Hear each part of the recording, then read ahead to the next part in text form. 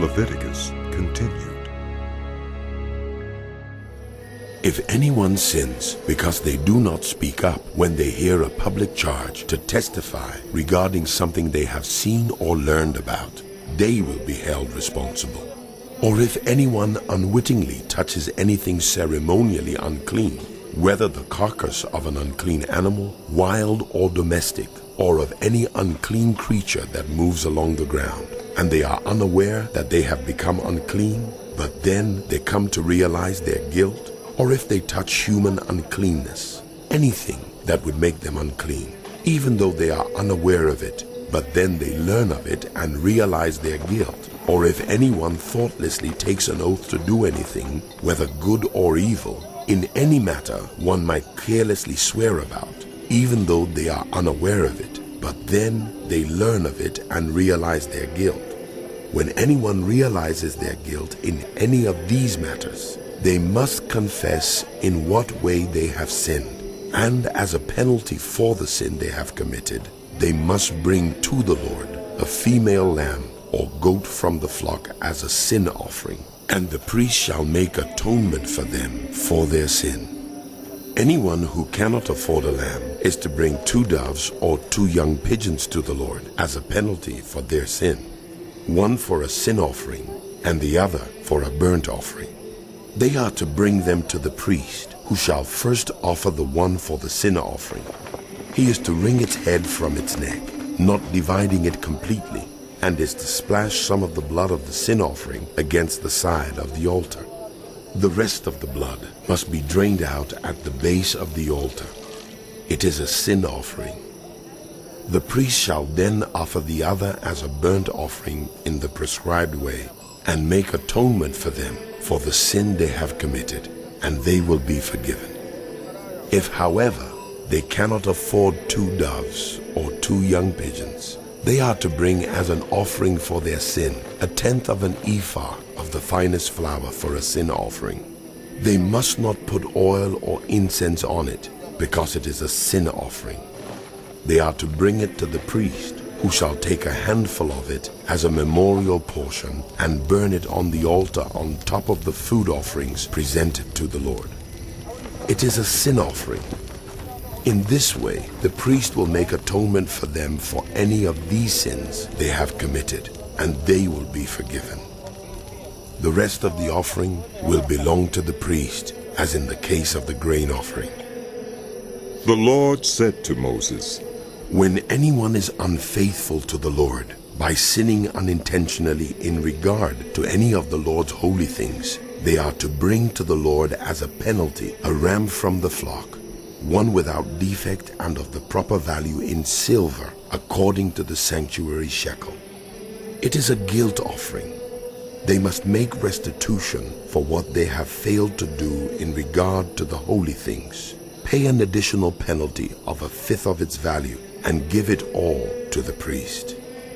The priest will make atonement for them with the ram as a guilt offering, and they will be forgiven. If anyone sins and does what is forbidden in any of the Lord's commands, even though they do not know it, they are guilty and will be held responsible.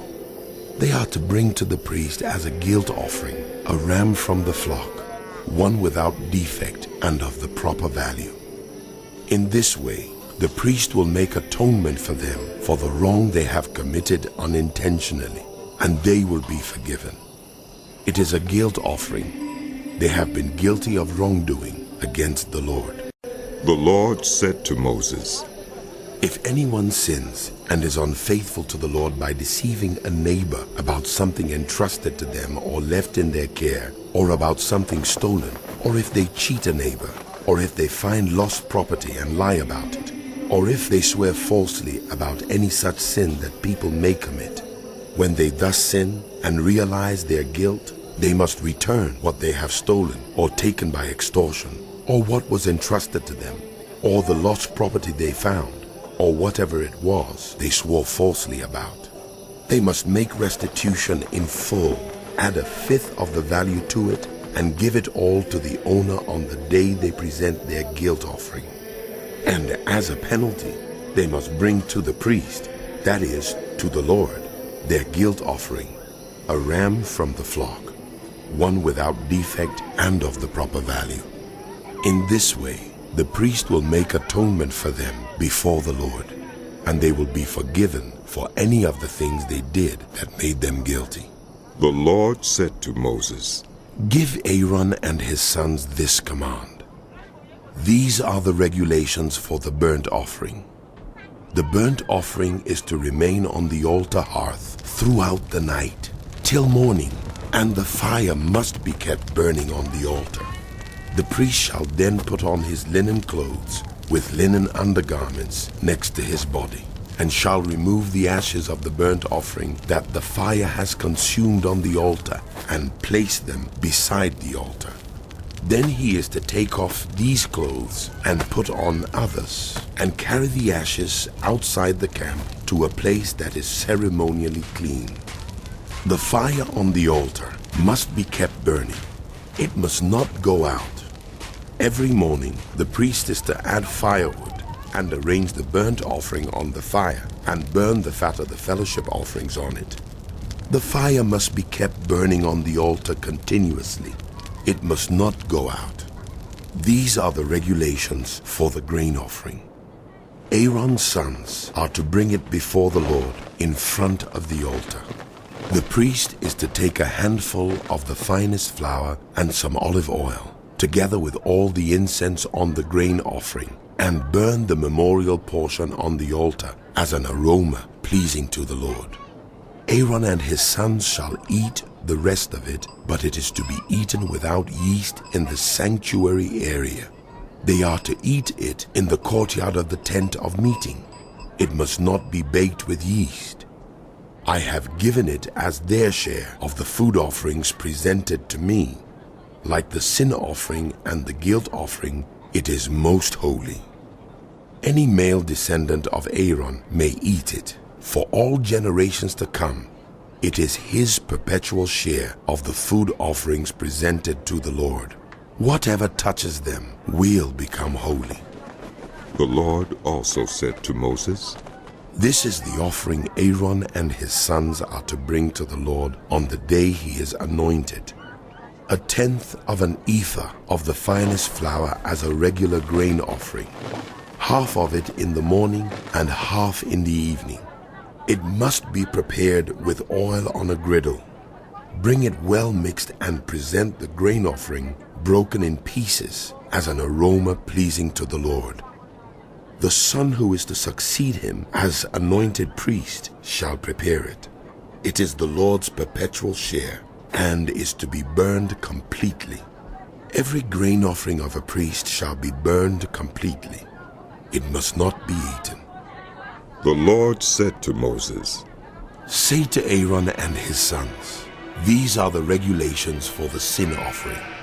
The sin offering is to be slaughtered before the Lord in the place the burnt offering is slaughtered. It is most holy.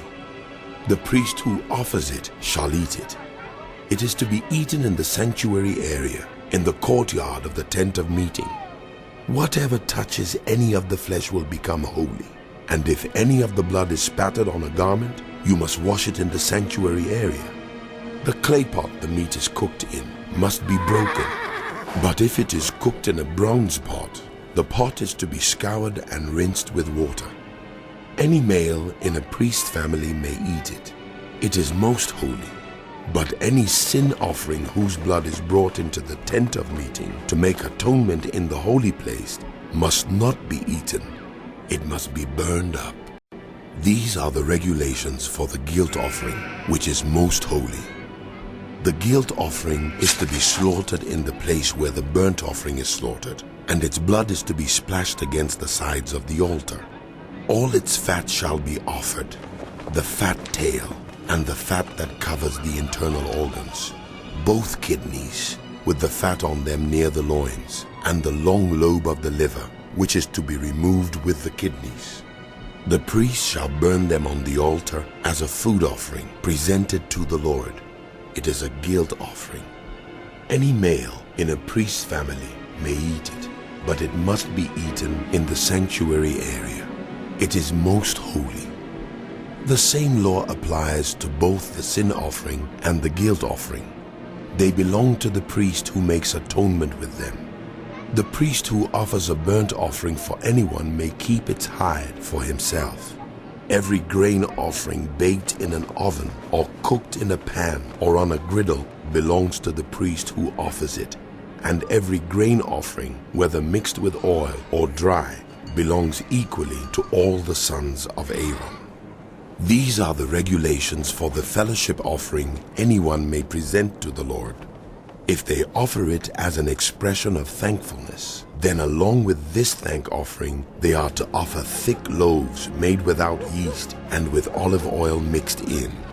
Thin loaves made without yeast and brushed with olive oil, and thick loaves of the finest flour, well kneaded and with olive oil mixed in. Along with their fellowship offering of thanksgiving, they are to present an offering with thick loaves of bread made with yeast. They are to bring one of each kind as an offering, a contribution to the Lord. It belongs to the priest who splashes the blood of the fellowship offering against the altar. The meat of their fellowship offering of thanksgiving must be eaten on the day it is offered. They must leave none of it till morning. If, however, their offering is the result of a vow or is a free will offering, the sacrifice shall be eaten on the day they offer it. But anything left over may be eaten on the next day. Any meat of the sacrifice left over till the third day must be burned up. If any meat of the fellowship offering is eaten on the third day, the one who offered it will not be accepted. It will not be reckoned to their credit, for it has become impure. The person who eats any of it will be held responsible. Meat that touches anything ceremonially unclean must not be eaten. It must be burned up. As for other meat, anyone ceremonially clean may eat it. But if anyone who is unclean eats any meat of the fellowship offering belonging to the Lord, they must be cut off from their people.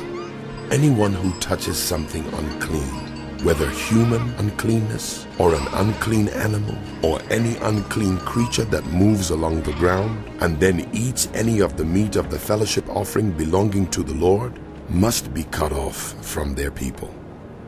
The Lord said to Moses, "Say to the Israelites, do not eat any of the fat of cattle, sheep, or goats.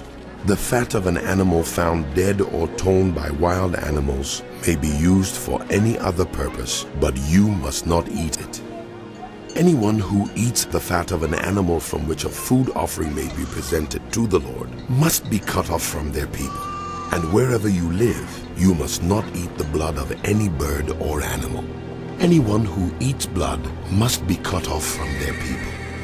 The Lord said to Moses, "Say to the Israelites, anyone who brings a fellowship offering to the Lord is to bring part of it as their sacrifice to the Lord.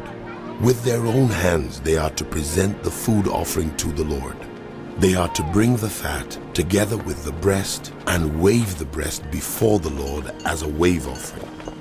The priest shall burn the fat on the altar, but the breast belongs to Aaron and his sons. You are to give the right thigh of your fellowship offerings to the priest as a contribution.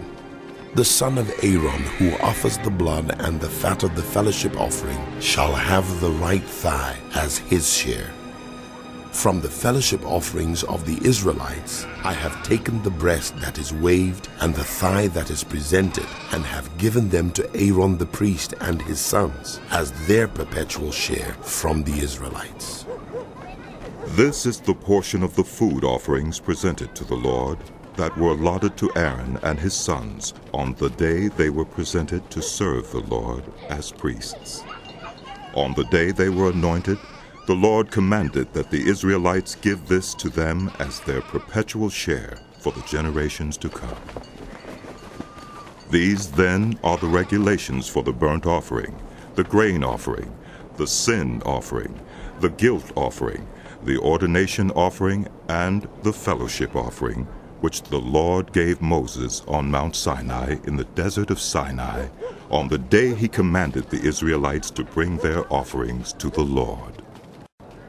The Lord said to Moses, Bring Aaron and his sons, their garments, the anointing oil, the bull for the sin offering, the 2 rams, and the basket containing bread made without yeast, and gather the entire assembly at the entrance to the tent of meeting. Moses did as the Lord commanded him, and the assembly gathered at the entrance to the tent of meeting. Moses said to the assembly, "This is what the Lord has commanded to be done." Then Moses brought Aaron and his sons forward and washed them with water. He put the tunic on Aaron, tied the sash around him, clothed him with the robe, and put the ephod on him.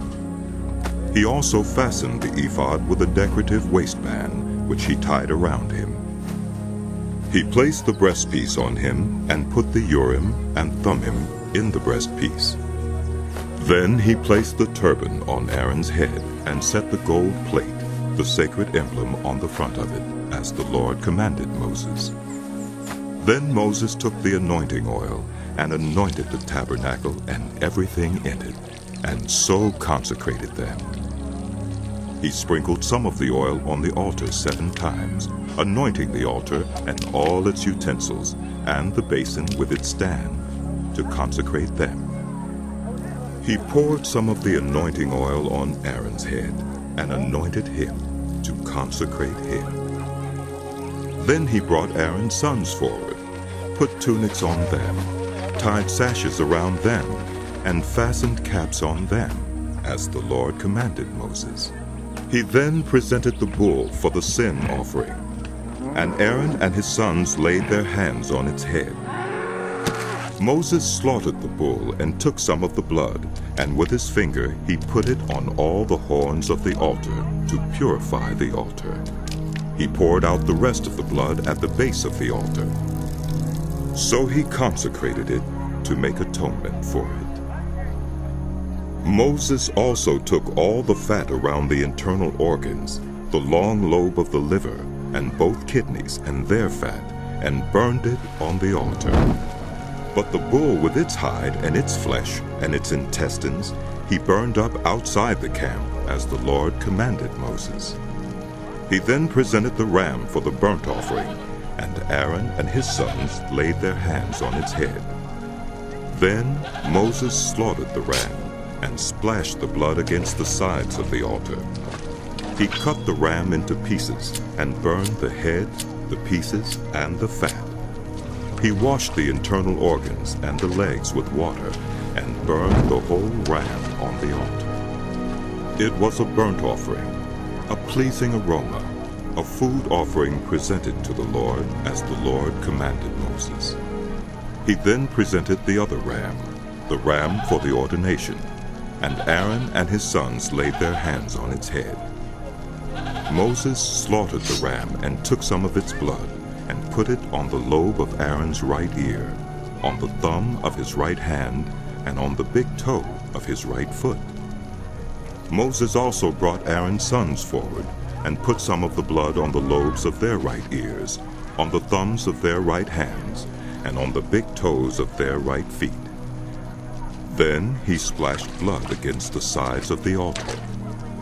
After that, he took the fat tail, all the fat around the internal organs, the long lobe of the liver, both kidneys and their fat, and the right thigh, and from the basket of bread made without yeast, which was before the Lord, he took one thick loaf with olive oil mixed in, and one thin loaf, and he put these on the fat portions and on the right thigh. He put all these in the hands of Aaron and his sons, and they waved them before the Lord as a wave offering. Then Moses took them from their hands and burned them on the altar on top of the burnt offering as an ordination offering, a pleasing aroma, a food offering presented to the Lord. Moses also took the breast, which was his share of the ordination ram, and waved it before the Lord as a wave offering, as the Lord commanded Moses. Then Moses took some of the anointing oil and some of the blood from the altar, and sprinkled them on Aaron and his garments, and on his sons and their garments. So he consecrated Aaron and his garments, and his sons, and their garments. Moses then said to Aaron and his sons, Cook the meat at the entrance to the tent of meeting, and eat it there with the bread from the basket of ordination offerings, as I was commanded. Aaron and his sons are to eat it. Then burn up the rest of the meat and the bread. Do not leave the entrance to the tent of meeting for 7 days, until the days of your ordination are completed. For your ordination will last 7 days. What has been done today was commanded by the Lord to make atonement for you.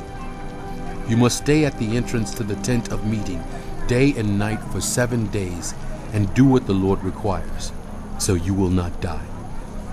For that is what I have been commanded. So Aaron and his sons did everything the Lord commanded through Moses. On the 8th day, Moses summoned Aaron and his sons and the elders of Israel. He said to Aaron, Take a bull calf for your sin offering, and a ram for your burnt offering, both without defect, and present them before the Lord.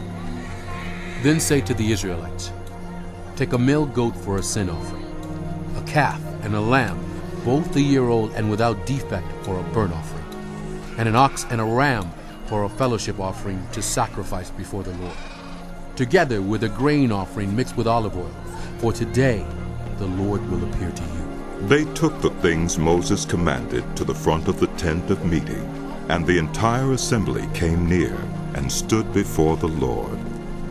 Then Moses said, This is what the Lord has commanded you to do, so that the glory of the Lord may appear to you. Moses said to Aaron, Come to the altar and sacrifice your sin offering and your burnt offering, and make atonement for yourself and the people. Sacrifice the offering that is for the people, and make atonement for them, as the Lord has commanded. So Aaron came to the altar and slaughtered the calf as a sin offering for himself. His sons brought the blood to him, and he dipped his finger into the blood and put it on the horns of the altar. The rest of the blood he poured out at the base of the altar. On the altar he burned the fat, the kidneys, and the long lobe of the liver from the sin offering, as the Lord commanded Moses. The flesh and the hide he burned up outside the camp. Then he slaughtered the burnt offering.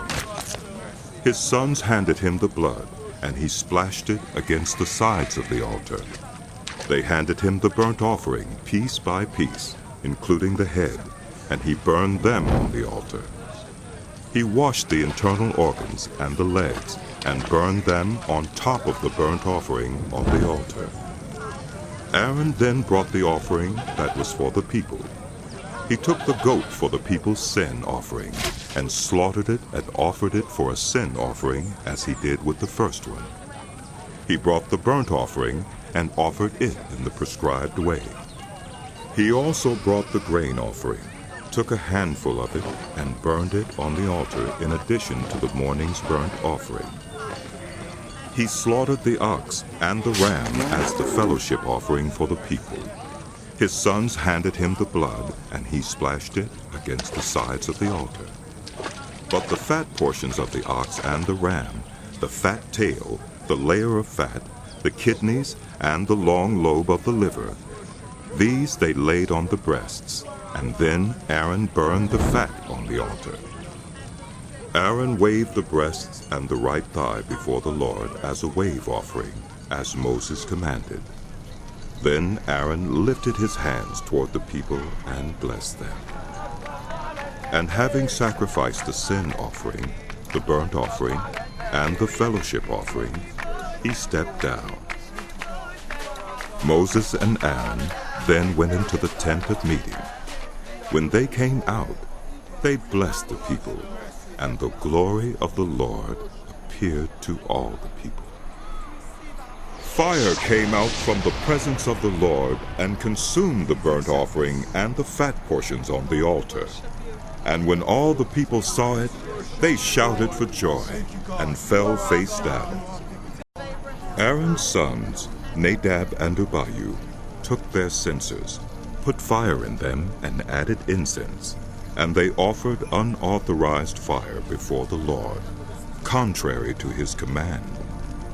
So fire came out from the presence of the Lord and consumed them, and they died before the Lord. Moses then said to Aaron, This is what the Lord spoke of when he said, Among those who approach me, I will be proved holy. In the sight of all the people, I will be honored. Aaron remained silent. Moses summoned Mishael and Elzaphan, sons of Aaron's uncle Uzziel, and said to them, Come here. Carry your cousins outside the camp, away from the front of the sanctuary. So they came and carried them, still in their tunics, outside the camp, as Moses ordered. Then Moses said to Aaron and his sons Eleazar and Ithamar, Do not let your hair become unkempt, and do not tear your clothes, or you will die, and the Lord will be angry with the whole community. But your relatives, all the house of Israel, may mourn for those the Lord has destroyed by fire. Do not leave the entrance to the tent of meeting, or you will die, because the Lord's anointing oil is on you. So they did as Moses said. Then the Lord said to Aaron, You and your sons are not to drink wine or other fermented drink whenever you go into the tent of meeting, or you will die. This is a lasting ordinance for the generations to come, so that you can distinguish between the holy and the common, between the unclean and the clean, and so you can teach the Israelites all the decrees the Lord has given them through Moses. Moses said to Aaron and his remaining sons, Eleazar and Ithamar, Take the grain offering left over from the food offerings prepared without yeast, and present it to the Lord, and eat it beside the altar, for it is most holy. Eat it in the sanctuary area, because it is your share and your son's share of the food offerings presented to the Lord, for so I have been commanded. But you and your sons and your daughters may eat the breast that was waved, and the thigh that was presented. Eat them in a ceremonially clean place. They have been given to you and your children as your share of the Israelites' fellowship offerings. The thigh that was presented and the breast that was waved must be brought with the fat portions of the food offerings, to be waved before the Lord as a wave offering. This will be the perpetual share for you and your children, as the Lord has commanded. When Moses inquired about the goat of the sin offering and found that it had been burned up, he was angry with Eleazar and Ithamar, Aaron's remaining sons, and asked, Why didn't you eat the sin offering in the sanctuary area? It is most holy. It was given to you to take away the guilt of the community by making atonement for them before the Lord. Since its blood was not taken into the holy place, you should have eaten the goat in the sanctuary area as I commanded. Aaron replied to Moses, Today they sacrificed their sin offering and their burnt offering before the Lord. But such things as this have happened to me. Would the Lord have been pleased if I had eaten the sin offering today? When Moses heard this, he was satisfied. The Lord said to Moses and Aaron, Say to the Israelites, of all the animals that live on land, these are the ones you may eat. You may eat any animal that has a divided hoof and that chews the cud. There are some that only chew the cud or only have a divided hoof, but you must not eat them. The camel, though it chews the cud, does not have a divided hoof.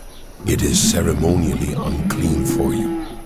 The hyrax, though it chews the cud, does not have a divided hoof. It is unclean for you. The rabbit, though it chews the cud, does not have a divided hoof. It is unclean for you. And the pig, though it has a divided hoof, does not chew the cud. It is unclean for you. You must not eat their meat or touch their carcasses. They are unclean for you. Of all the creatures living in the water of the seas and the streams, you may eat any that have fins and scales. But all creatures in the seas or streams that do not have fins and scales, whether among all the swarming things or among all the other living creatures in the water, you are to regard as unclean. And since you are to regard them as unclean, you must not eat their meat. You must regard their carcasses as unclean. Anything living in the water that does not have fins and scales is to be regarded as unclean by you. These are the birds you are to regard as unclean and not eat, because they are unclean: the eagle, the vulture, the black vulture, the red kite, any kind of black kite, any kind of raven, the horned owl, the screech owl, the gull, any kind of hawk, the little owl, the cormorant, the great owl, the white owl, the desert owl, the osprey, the stork, any kind of heron, the hoopoe, and the bat. All flying insects that walk on all fours are to be regarded as unclean by you. There are, however, some flying insects that walk on all fours that you may eat. Those that have jointed legs for hopping on the ground. Of these you may eat any kind of locust, katydid, cricket, or grasshopper. But all other flying insects that have 4 legs you are to regard as unclean. You will make yourselves unclean by these. Whoever touches their carcasses will be unclean till evening. Whoever picks up one of their carcasses must wash their clothes, and they will be unclean till evening. Every animal that does not have a divided hoof, or that does not chew the cud, is unclean for you. Whoever touches the carcass of any of them will be unclean. Of all the animals that walk on all fours, those that walk on their paws are unclean for you. Whoever touches their carcasses will be unclean till evening. Anyone who picks up their carcasses must wash their clothes, and they will be unclean till evening. These animals are unclean for you. Of the animals that move about on the ground, these are unclean for you: the weasel, the rat, any kind of great lizard, the gecko, the monitor lizard, the wall lizard, the skink, and the chameleon.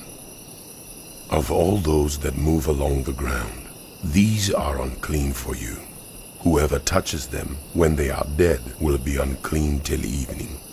When one of them dies and falls on something, that article, whatever its use, will be unclean, whether it is made of wood, cloth, hide, or sackcloth. Put it in water. It will be unclean till evening, and then it will be clean. If one of them falls into a clay pot, everything in it will be unclean, and you must break the pot. Any food you are allowed to eat that has come into contact with water from any such pot is unclean, and any liquid that is drunk from such a pot is unclean. Anything that one of their carcasses falls on becomes unclean.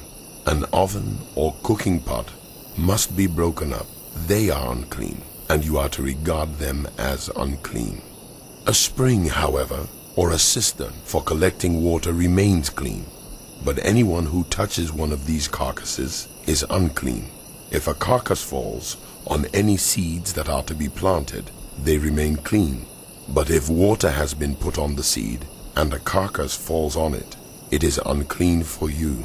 If an animal that you are allowed to eat dies, anyone who touches its carcass will be unclean till evening. Anyone who eats some of its carcass must wash their clothes, and they will be unclean till evening. Anyone who picks up the carcass must wash their clothes, and they will be unclean till evening. Every creature that moves about on the ground is to be regarded as unclean. It is not to be eaten. You are not to eat any creature that moves about on the ground, whether it moves on its belly, or walks on all fours, or on many feet. It is unclean. Do not defile yourselves by any of these creatures. Do not make yourselves unclean by means of them, or be made unclean by them. I am the Lord your God. Consecrate yourselves and be holy, because I am holy. Do not make yourselves unclean by any creature that moves about on the ground. I am the Lord who brought you up out of Egypt to be your God. Therefore be holy, because I am holy. These are the regulations concerning animals, birds, every living thing that moves in the water, and every creature that moves about on the ground. You must distinguish between the unclean and the clean, between living creatures that may be eaten and those that may not be eaten. The Lord said to Moses, Say to the Israelites, a woman who becomes pregnant and gives birth to a son will be ceremonially unclean for 7 days, just as she is unclean during her monthly period. On the 8th day, the boy is to be circumcised. Then the woman must wait 33 days to be purified from her bleeding. She must not touch anything sacred or go to the sanctuary until the days of her purification are over. If she gives birth to a daughter, for 2 weeks the woman will be unclean as during her period. Then she must wait 66 days to be purified from her bleeding. When the days of her purification for a son or daughter are over, she is to bring to the priest at the entrance to the tent of meeting a year-old lamb for a burnt offering and a young pigeon or a dove for a sin offering. He shall offer them before the Lord to make atonement for her, and then she will be ceremonially clean from her flow of blood. These are the regulations for the woman who gives birth to a boy or a girl. If she cannot afford a lamb, she is to bring 2 doves or 2 young pigeons, one for a burnt offering and the other for a sin offering. In this way, the priest will make atonement for her, and she will be clean.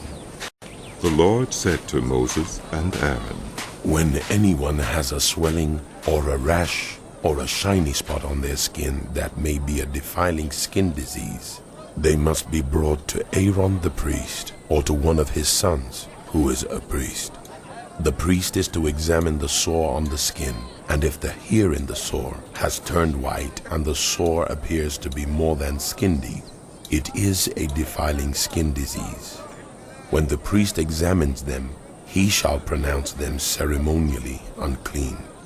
If the shiny spot on the skin is white but does not appear to be more than skin deep, and the hair in it has not turned white, the priest is to isolate the affected person for 7 days. On the 7th day, the priest is to examine them, and if he sees that the sore is unchanged and has not spread in the skin, he is to isolate them for another 7 days. On the 7th day, the priest is to examine them again, and if the sore has faded and has not spread in the skin, the priest shall pronounce them clean. It is only a rash. They must wash their clothes, and they will be clean. But if the rash does spread in their skin after they have shown themselves to the priest to be pronounced clean, they must appear before the priest again. The priest is to examine them, and if the rash has spread in the skin, he shall pronounce them unclean.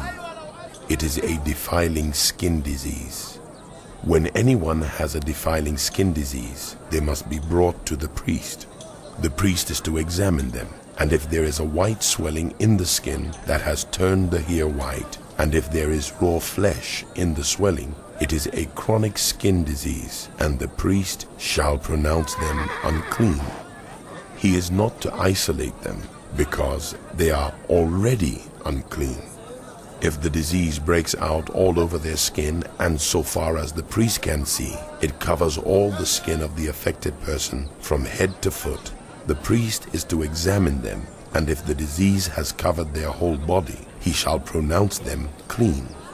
Since it has all turned white, they are clean. But whenever raw flesh appears on them, they will be unclean. When the priest sees the raw flesh, he shall pronounce them unclean. The raw flesh is unclean. They have a defiling disease. If the raw flesh changes and turns white, they must go to the priest. The priest is to examine them, and if the sores have turned white, the priest shall pronounce the affected person clean. Then they will be clean. when someone has a boil on their skin and it heals, and in the place where the boil was, a white swelling or reddish white spot appears, they must present themselves to the priest. The priest is to examine it, and if it appears to be more than skin deep, and the hair in it has turned white, the priest shall pronounce them unclean. It is a defiling skin disease that has broken out where the boil was. But if when the priest examines it, there is no white hair in it, and it is not more than skin deep and has faded, then the priest is to isolate them for 7 days.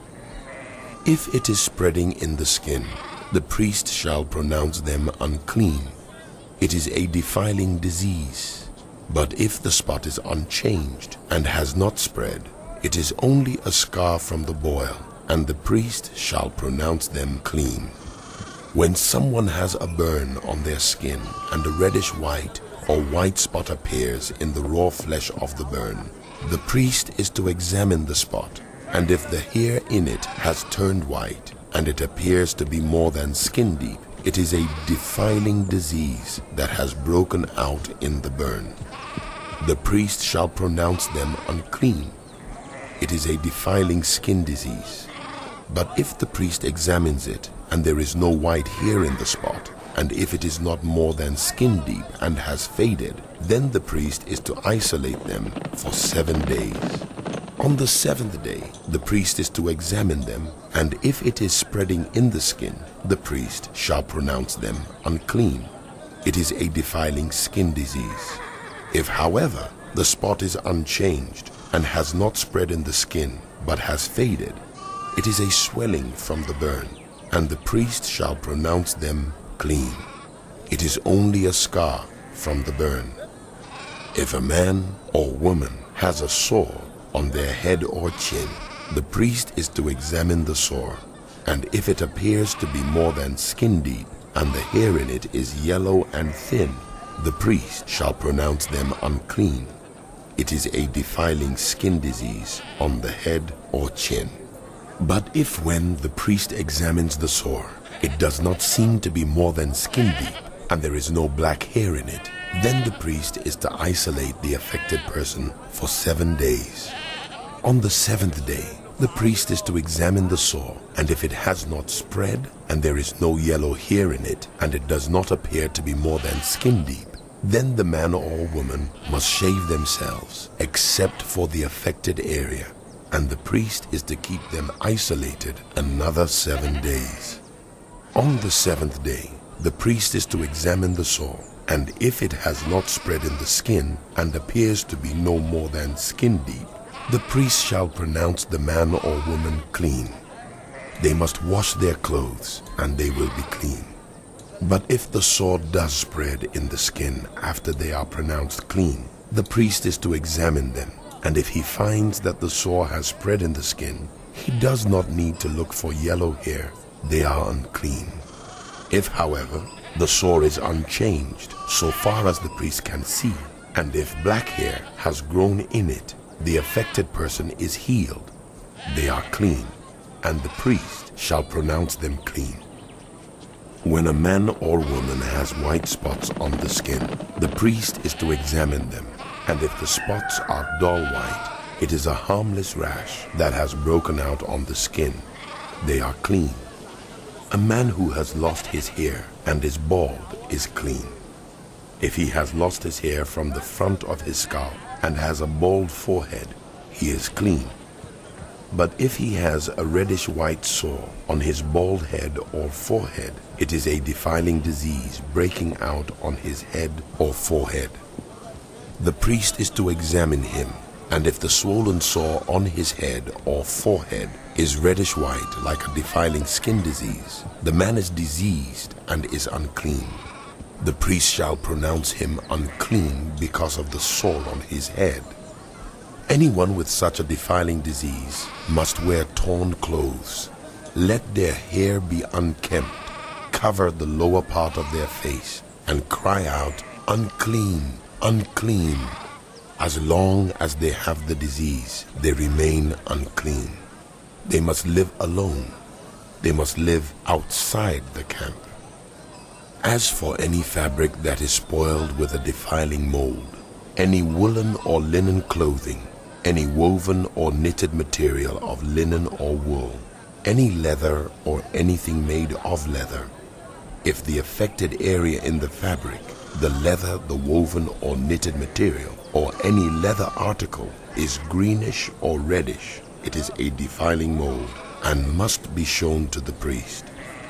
The priest is to examine the affected area and isolate the article for 7 days.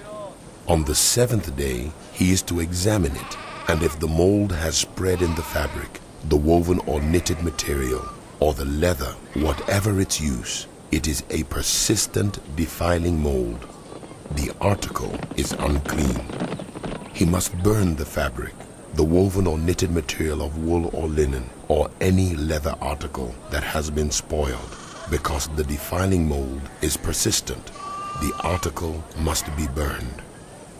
But if when the priest examines it, the mold has not spread in the fabric, the woven or knitted material, or the leather article, he shall order that the spoiled article be washed.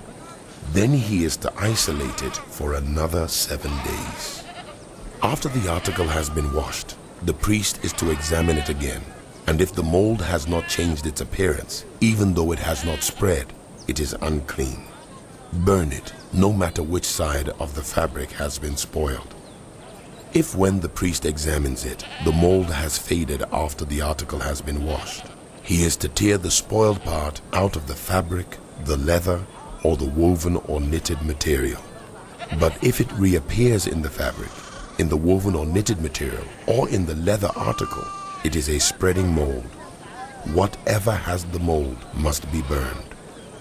Any fabric, woven or knitted material, or any leather article that has been washed and is rid of the mold must be washed again. Then it will be clean. These are the regulations concerning defiling molds in woolen or linen clothing, woven or knitted material, or any leather article, for pronouncing them clean or unclean. The Lord said to Moses, These are the regulations for any diseased person at the time of their ceremonial cleansing when they are brought to the priest. The priest is to go outside the camp and examine them.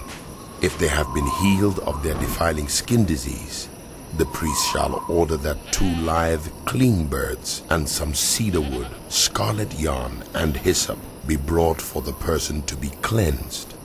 Then the priest shall order that one of the birds be killed over fresh water in a clay pot. He is then to take the live bird and dip it, together with the cedar wood, the scarlet yarn, and the hyssop, into the blood of the bird that was killed over the fresh water. 7 times he shall sprinkle the one to be cleansed of the defiling disease, and then pronounce them clean. After that, he is to release the live bird in the open fields.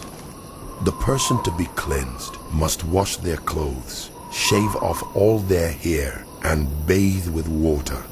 Then they will be ceremonially clean. After this, they may come into the camp, but they must stay outside their tent for 7 days. On the 7th day, they must shave off all their hair. They must shave their head, their beard, their eyebrows, and the rest of their hair. They must wash their clothes and bathe themselves with water, and they will be clean. On the 8th day, they must bring 2 male lambs and 1 ewe lamb a year old, each without defect, along with 3/10 of an ephah of the finest flour mixed with olive oil for a grain offering, and 1 log of oil. The priest who pronounces them clean shall present both the one to be cleansed and their offerings before the Lord at the entrance to the tent of meeting. Then the priest is to take 1 of the male lambs and offer it as a guilt offering, along with the log of oil. He shall wave them before the Lord as a wave offering. He is to slaughter the lamb in the sanctuary area where the sin offering and the burnt offering are slaughtered. Like the sin offering, the guilt offering belongs to the priest. It is most holy. The priest is to take some of the blood of the guilt offering and put it on the lobe of the right ear of the one to be cleansed, on the thumb of their right hand, and on the big toe of their right foot. The priest shall then take some of the log of oil, pour it in the palm of his own left hand, dip his right forefinger into the oil in his palm, and with his finger sprinkle some of it before the Lord 7 times. The priest is to put some of the oil remaining in his palm on the lobe of the right ear of the one to be cleansed, on the thumb of their right hand, and on the big toe of their right foot, on top of the blood of the guilt offering. The rest of the oil in his palm the priest shall put on the head of the one to be cleansed, and make atonement for them before the Lord. Then the priest is to sacrifice the sin offering and make atonement for the one to be cleansed from their uncleanness. After that, the priest shall slaughter the burnt offering and offer it on the altar together with the grain offering, and make atonement for them, and they will be clean. If, however, they are poor and cannot afford these, they must take 1 male lamb as a guilt offering to be waved to make atonement for them, together with 1/10 of an ephah of the finest flour mixed with olive oil for a grain offering, a log of oil, and 2 doves or 2 young pigeons, such as they can afford, one for a sin offering and the other for a burnt offering. On the 8th day, they must bring them for their cleansing to the priest at the entrance to the tent of meeting before the Lord. The priest is to take the lamb for the guilt offering together with the log of oil and wave them before the Lord as a wave offering. He shall slaughter the lamb for the guilt offering and take some of its blood and put it on the lobe of the right ear of the one to be cleansed, on the thumb of their right hand, and on the big toe of their right foot. The priest is to pour some of the oil into the palm of his own left hand, and with his right forefinger sprinkle some of the oil from his palm 7 times before the Lord. Some of the oil in his palm he is to put on the same places he put the blood of the guilt offering, on the lobe of the right ear of the one to be cleansed, on the thumb of their right hand, and on the big toe of their right foot. The rest of the oil in his palm the priest shall put on the head of the one to be cleansed, to make atonement for them before the Lord. Then he shall sacrifice the doves or the young pigeons, such as the person can afford, one as a sin offering and the other as a burnt offering, together with the grain offering. In this way the priest will make atonement before the Lord on behalf of the one to be cleansed. These are the regulations for anyone who has a defiling skin disease and who cannot afford the regular offerings for their cleansing. The Lord said to Moses and Aaron, When you enter the land of Canaan, which I am giving you as your possession, and I put a spreading mold in a house in that land, the owner of the house must go and tell the priest, I have seen something that looks like a defiling mold in my house. The priest is to order the house to be emptied before he goes in to examine the mold, so that nothing in the house will be pronounced unclean. After this, the priest is to go in and inspect the house. He is to examine the mold on the walls, and if it has greenish or reddish depressions that appear to be deeper than the surface of the wall, the priest shall go out the doorway of the house and close it up for 7 days. On the 7th day, the priest shall return to inspect the house. If the mold has spread on the walls, he is to order that the contaminated stones be torn out and thrown into an unclean place outside the town. He must have all the inside walls of the house scraped and the material that is scraped off dumped into an unclean place outside the town. Then they are to take other stones to replace these and take new clay and plaster the house. If the defiling mold reappears in the house after the stones have been torn out and the house scraped and plastered, the priest is to go and examine it, and if the mold has spread in the house, it is a persistent defiling mold. The house is unclean. It must be torn down, its stones, timbers, and all the plaster, and taken out of the town to an unclean place. Anyone who goes into the house while it is closed up will be unclean till evening. Anyone who sleeps or eats in the house must wash their clothes. But if the priest comes to examine it, and the mold has not spread after the house has been plastered, he shall pronounce the house clean, because the defiling mold is gone. To purify the house, he is to take 2 birds and some cedar wood, scarlet yarn, and hyssop. He shall kill one of the birds over fresh water in a clay pot. Then he is to take the cedar wood, the hyssop, the scarlet yarn, and the live bird, dip them into the blood of the dead bird and the fresh water, and sprinkle the house 7 times. He shall purify the house with the bird's blood, the fresh water, the live bird, the cedar wood, the hyssop, and the scarlet yarn. Then he is to release the live bird in the open fields outside the town. In this way he will make atonement for the house, and it will be clean. These are the regulations for any defiling skin disease, for a sore, for defiling molds in fabric or in a house, and for a swelling, a rash, or a shiny spot, to determine when something is clean or unclean. These are the regulations for defiling skin diseases and defiling molds. The Lord said to Moses and Aaron, Speak to the Israelites and say to them, when any man has an unusual bodily discharge, such a discharge is unclean. Whether it continues flowing from his body or is blocked, it will make him unclean. This is how his discharge will bring about uncleanness. Any bed the man with a discharge lies on will be unclean, and anything he sits on will be unclean. Anyone who touches his bed must wash their clothes and bathe with water, and they will be unclean till evening. Whoever sits on anything that the man with a discharge sat on must wash their clothes and bathe with water, and they will be unclean till evening.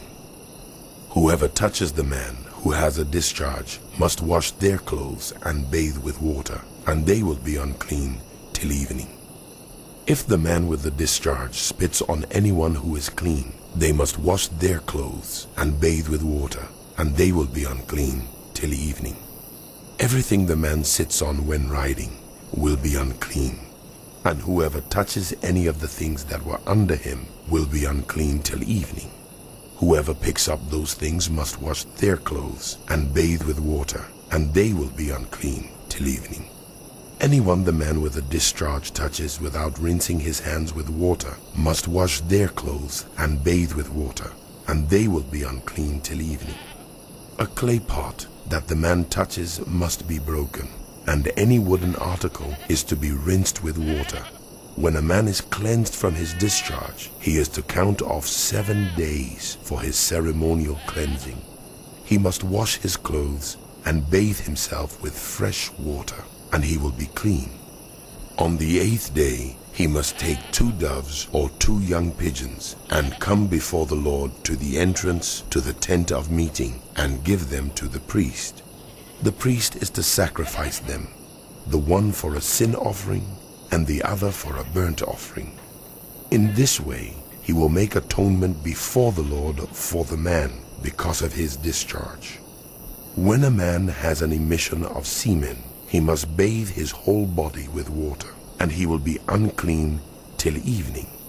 Any clothing or leather that has semen on it must be washed with water, and it will be unclean till evening. When a man has sexual relations with a woman, and there is an emission of semen, both of them must bathe with water, and they will be unclean till evening. When a woman has her regular flow of blood, the impurity of her monthly period will last 7 days, and anyone who touches her will be unclean till evening. Anything she lies on during her period will be unclean, and anything she sits on will be unclean. Anyone who touches her bed will be unclean. They must wash their clothes and bathe with water, and they will be unclean till evening. Anyone who touches anything she sits on will be unclean. They must wash their clothes and bathe with water, and they will be unclean till evening. Whether it is the bed or anything she was sitting on, anyone who touches it will be unclean till evening.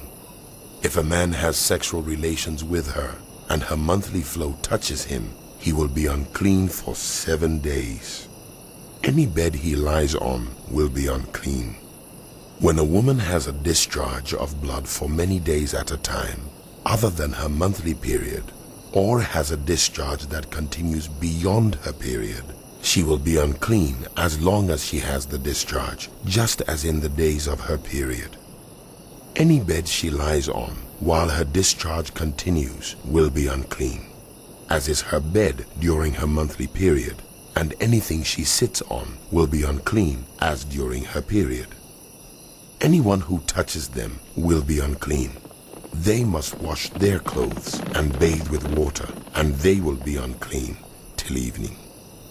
When she is cleansed from her discharge, she must count off 7 days, and after that she will be ceremonially clean. On the 8th day, she must take 2 doves or 2 young pigeons and bring them to the priest at the entrance to the tent of meeting. The priest is to sacrifice one for a sin offering and the other for a burnt offering. In this way, he will make atonement for her before the Lord for the uncleanness of her discharge. You must keep the Israelites separate from things that make them unclean, so they will not die in their uncleanness for defiling my dwelling place, which is among them. These are the regulations for a man with a discharge, for anyone made unclean by an emission of semen, for a woman in her monthly period, for a man or a woman with a discharge, and for a man who has sexual relations with a woman who is ceremonially unclean. The Lord spoke to Moses after the death of the 2 sons of Aaron, who died when they approached the Lord. The Lord said to Moses, "Tell your brother Aaron that he is not to come whenever he chooses into the most holy place behind the curtain in front of the atonement cover on the ark, or else he will die, for I will appear in the cloud over the atonement cover." This is how Aaron is to enter the most holy place. He must first bring a young bull for a sin offering and a ram for a burnt offering. He is to put on the sacred linen tunic with linen undergarments next to his body. He is to tie the linen sash around him and put on the linen turban. These are sacred garments, so he must bathe himself with water before he puts them on. From the Israelite community, he is to take 2 male goats for a sin offering and a ram for a burnt offering. Aaron is to offer the bull for his own sin offering to make atonement for himself and his household. Then he is to take the 2 goats and present them before the Lord at the entrance to the tent of meeting. He is to cast lots for the 2 goats, 1 lot for the Lord and the other for the scapegoat. Aaron shall bring the goat whose lot falls to the Lord and sacrifice it for a sin offering. But the goat chosen by lot as the scapegoat shall be presented alive before the Lord to be used for making atonement by sending it into the wilderness as a scapegoat. Aaron shall bring the bull for his own sin offering to make atonement for himself and his household, and he is to slaughter the bull for his own sin offering. He is to take a censer full of burning coals from the altar before the Lord, and 2 handfuls of finely ground fragrant incense, and take them behind the curtain.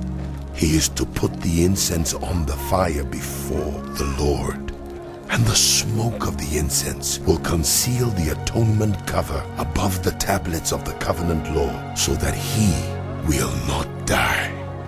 He is to take some of the bull's blood and with his finger sprinkle it on the front of the atonement cover. Then he shall sprinkle some of it with his finger 7 times before the atonement cover. He shall then slaughter the goat for the sin offering for the people, and take its blood behind the curtain, and do with it as he did with the bull's blood. He shall sprinkle it on the atonement cover and in front of it. In this way he will make atonement for the most holy place because of the uncleanness and rebellion of the Israelites, whatever their sins have been. He is to do the same for the tent of meeting, which is among them in the midst of their uncleanness. No one is to be in the tent of meeting from the time Aaron goes in to make atonement in the most holy place until he comes out, having made atonement for himself, his household, and the whole community of Israel. Then he shall come out to the altar that is before the Lord, and make atonement for it. He shall take some of the bull's blood and some of the goat's blood, and put it on all the horns of the altar. He shall sprinkle some of the blood on it with his finger 7 times to cleanse it, and to consecrate it from the uncleanness of the Israelites. When Aaron has finished making atonement for the most holy place, the tent of meeting, and the altar, he shall bring forward the live goat. He is to lay both hands on the head of the live goat and confess over it all the wickedness and rebellion of the Israelites, all their sins, and put them on the goat's head. He shall send the goat away into the wilderness in the care of someone appointed for the task. The goat will carry on itself all their sins to a remote place, and the man shall release it in the wilderness. Then Aaron is to go into the tent of meeting and take off the linen garments he put on before he entered the most holy place, and he is to leave them there. He shall bathe himself with water in the sanctuary area and put on his regular garments. Then he shall come out and sacrifice the burnt offering for himself and the burnt offering for the people, to make atonement for himself and for the people. He shall also burn the fat of the sin offering on the altar. The one who releases the goat as a scapegoat must wash his clothes and bathe himself with water. Afterward, he may come into the camp. The bull and the goat for the sin offerings, whose blood was brought into the most holy place to make atonement, must be taken outside the camp. Their hides, flesh, and intestines are to be burned up. The man who burns them must wash his clothes and bathe himself with water. Afterward, he may come into the camp. This is to be a lasting ordinance for you. On the 10th day of the 7th month, you must deny yourselves and not do any work, whether native born or a foreigner residing among you, because on this day atonement will be made for you to cleanse you. Then before the Lord you will be clean from all your sins. It is a day of Sabbath rest, and you must deny yourselves. It is a lasting ordinance. The priest who is anointed and ordained to succeed his father as high priest is to make atonement. He is to put on the sacred linen garments and make atonement for the most holy place, for the tent of meeting and the altar, and for the priests and all the members of the community. This is to be a lasting ordinance for you. Atonement is to be made once a year for all the sins of the Israelites. And it was done as the Lord commanded Moses.